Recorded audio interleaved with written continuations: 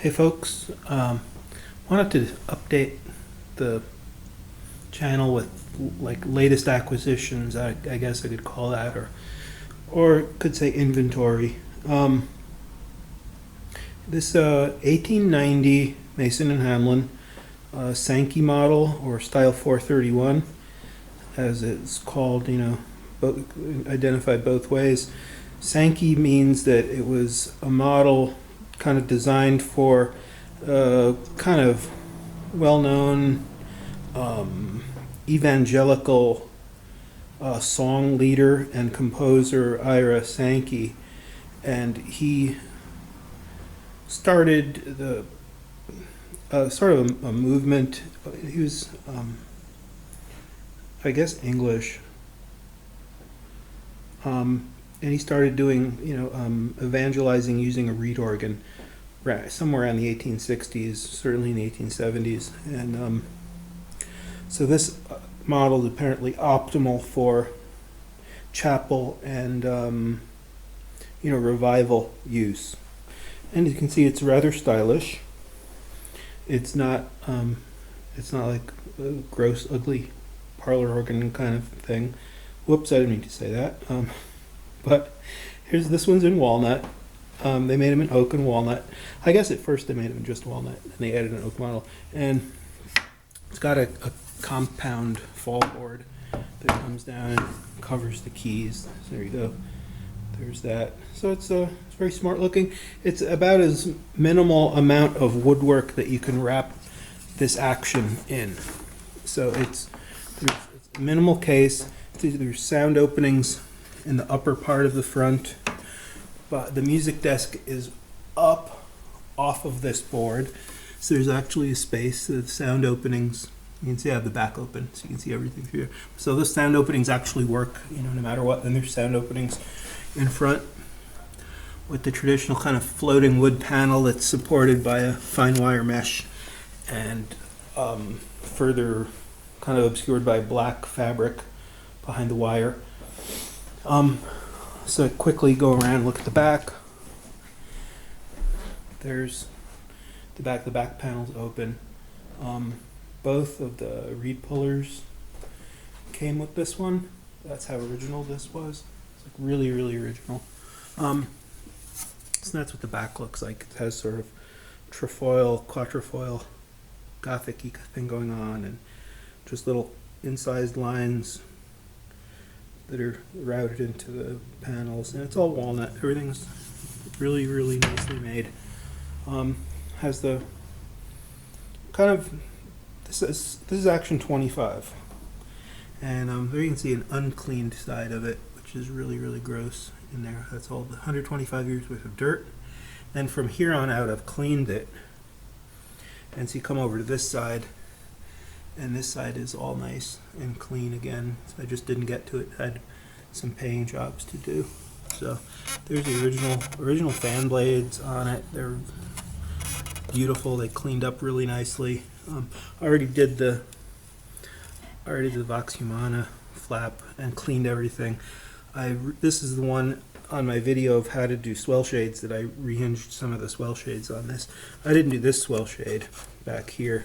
This is the one that's over the Seraphone rank, and so that one hasn't been done.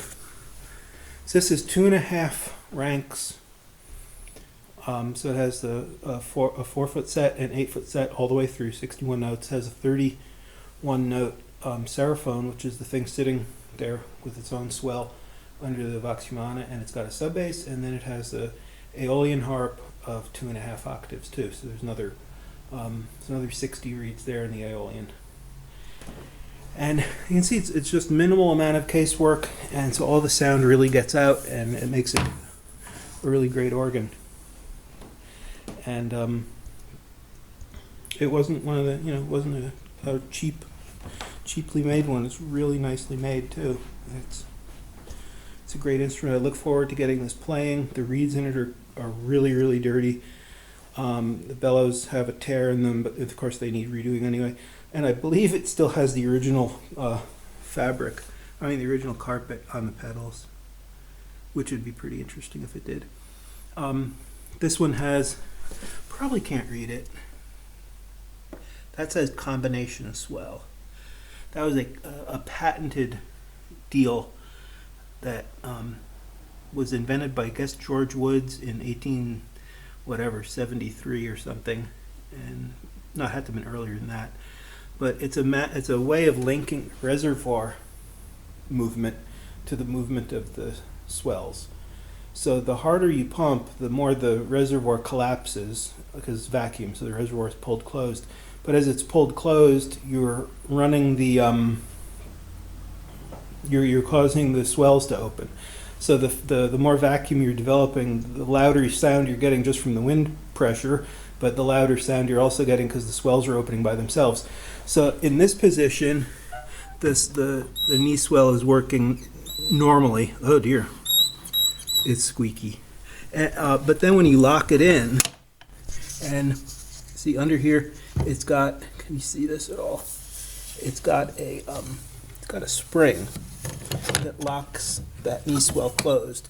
Now what's missing is, in this hole, there should be a dowel sticking out, and that dowel goes back to the linkage. So when this thing does lock shut, it presses that dowel in and activates the automatic swell mechanism. So that will be nice to, I think all that's missing, well, other than freeing up all that mechanism, because there's a complicated little series of levers and stuff that come into play when you lock that down. But I think just putting the dowel back will restore that to full use. And so here's the stop board. You can see diapason dolce, octave coupler, sub bass, diapason, viola, viola dolce, Aeolian harp, vox humana, flute 4-foot, melodia 8-foot, seraphone 8-foot, voix celeste 8-foot, and melodia dolce. So it's a basic, nice, complete organ of a normal harmonium specification, and I hope to have this one playing pretty soon. One little annoying problem that I noticed when I got home is you can probably see how warped that one note is. And when I had the thing all apart, you can see that note is really, really warped. It's not just twisted sideways, but it's also cupped. It also has an arch shape to it as it goes back. So it goes like that. And so that one's going to really need some serious woodworking, steam bending techniques to set back to right. Okay, so there's the, oh, let me show you the serial number and stuff. So there we go. Style 431, number 182548. Yep, and dated August 28th, 1890. So, and this is original finish on this. I've cleaned and waxed a lot of it, not all of it yet. Kind of getting to it as I can. So it's really, it's very nice wood. Whether I'll be able to get the finish totally serviceable by just cleaning, I'm not sure, but it is very nice. I've done like that particular leg and this side of the case, and done the flat part of the lid. So it's another great little mason and Howell. It was been saved from obscurity and will go on to, I am sure, just great fame. All right, bye-bye.